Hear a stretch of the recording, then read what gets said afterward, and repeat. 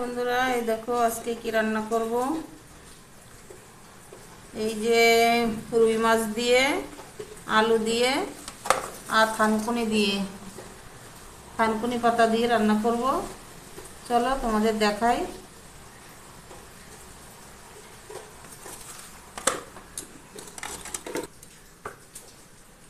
মাছে লবণ হলুদ মাখিয়ে নেব।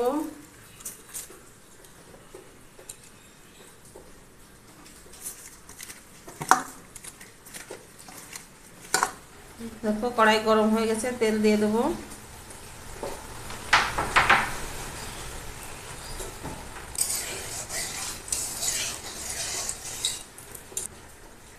মাছগুলো ভেজে নেব।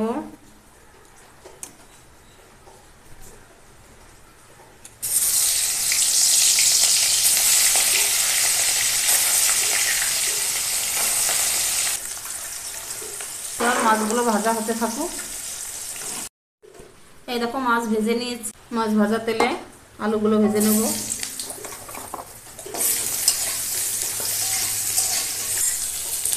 আলুগুলো লাল লাল করে ভেজে নেব।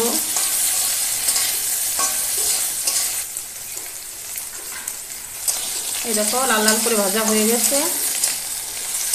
এবার লবণ দিয়ে দেবো,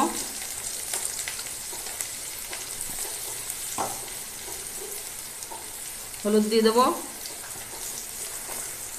লঙ্কা, কুচনো লঙ্কা দিয়ে দেবো।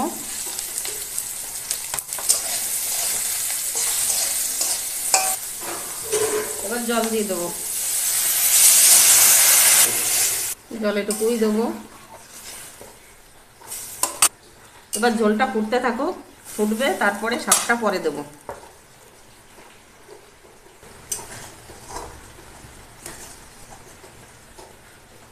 এই দেখো ঝোলটা ফুটে গেছে। এখন ঝোলটা ফুটছে। আর এই যে শাক অনেকে ভেজে দেয়, আমি শাকটা ভাজবো না, থানকুনি পাতা এমনি ঝোলেই দিয়ে দেবো। আমি এভাবেই রান্না করি।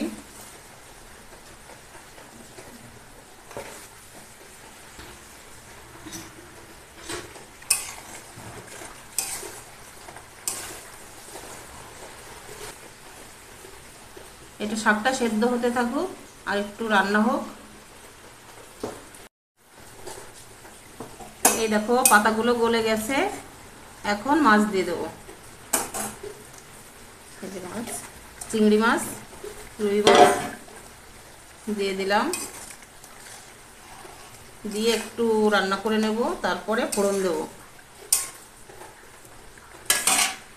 এবার ফোড়নের জন্য নামিয়ে নেব।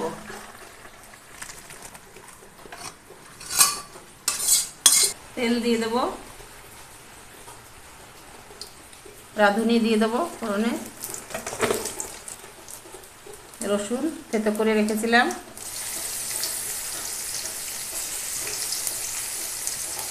একটু লঙ্কা দিয়ে দেবো, শুকনো লঙ্কা।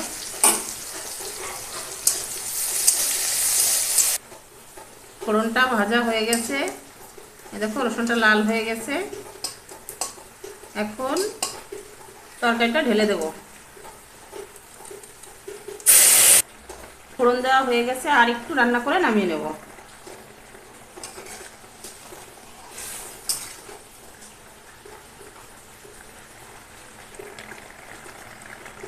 হয়ে গেছে, এখন নামিয়ে নেব। নামিয়ে নিলাম। এই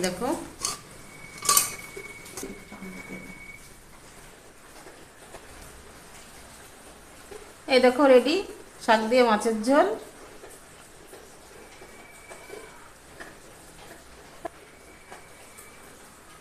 ঠিক আছে বন্ধুরা, ভিডিওটা এখানেই শেষ করছি।